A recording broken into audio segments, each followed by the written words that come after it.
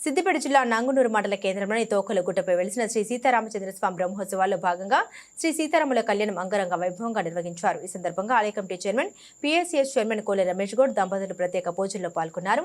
ఈ సందర్భంగా వారు మాట్లాడారు. ఆ సీతారామచంద్ర స్వామి చల్లని దీవెనలు నంగునూరు గ్రామ ప్రజలపై ఎల్లప్పుడూ ఉండాలని ప్రార్థించినట్టు తెలిపారు.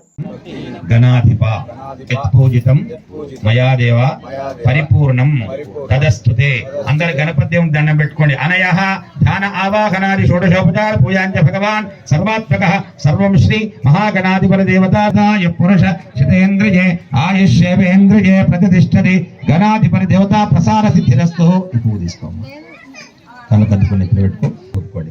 అభివస్త్రాః శ్వసనాన్నిదిశావధేనుః సుదోఘాః పూజమానః అభిచంద్రా భర్తవేనో హిరణ్యాభిశ్వాదతినో దేవసోమః ఓషధయ భూయం ముట్టుకో ఓషధయస్సగం సంపదంతే సోమేన సహ రాజ్ఞాః యస్మై కరోతి బ్రాహ్మణస్తకం రాజన్ పారయావసి ఆ కలశే అభివృద్ధిరస్తు నానా వంశాభివృద్ధిరస్తు. దండేయండి.